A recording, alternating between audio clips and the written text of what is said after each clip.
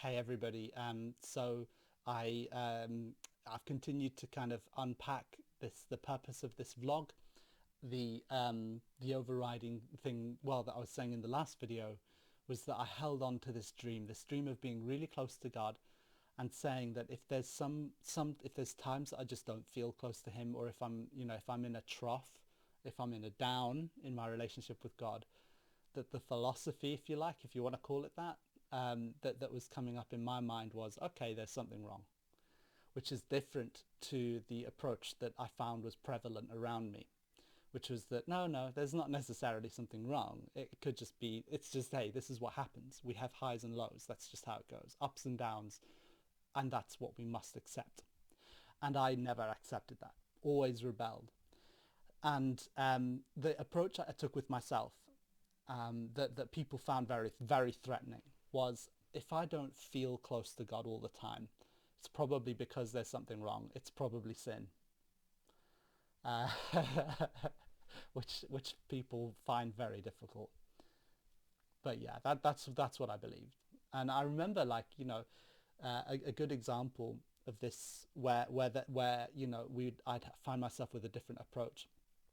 People, there's this philosophy that was around, and I guess maybe it still is. I haven't heard too much of it recently, but that it's okay to be angry with God. Um, that could sometimes cause feelings of being on a low in your relationship with God, and being, or him not being there, not feeling his presence, and but that's okay. It's okay to be angry with God. And I would always be like, no, it's not. Anger with God is sin, as far as I was concerned.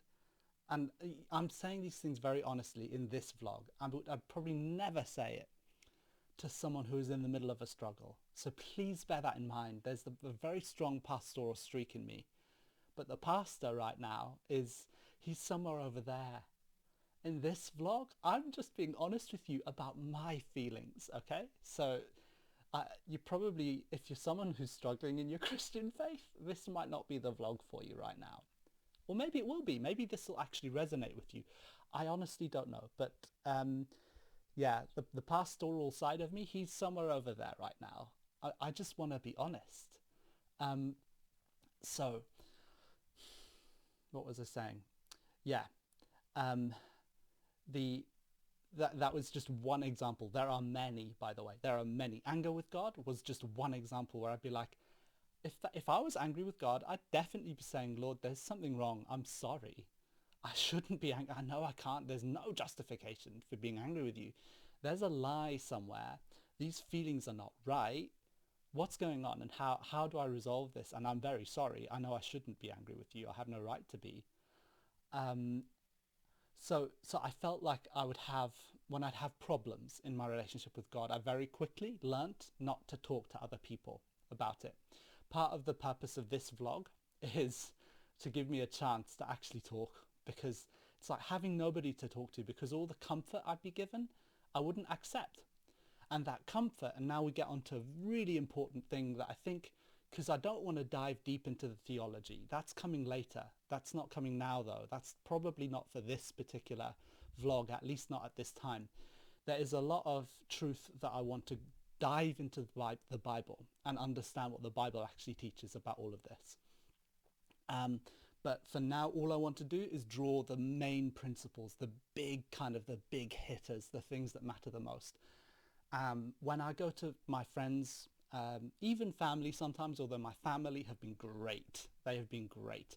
But often when I go to friends, or particularly elders in the church, I, you know, it, I would very quickly run into problems, because taking the anger with God as an example, what they would give is comfort by saying, um, it's okay. That proves that your relationship with God is real. That proves that actually, and it's okay to be angry with God. These things happen.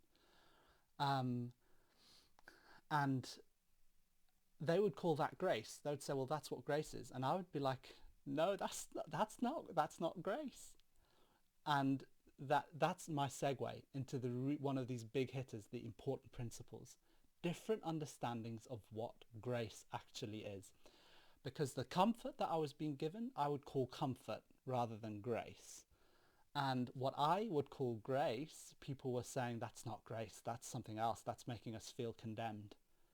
So I want to explore that, but it's probably too late in this video to start.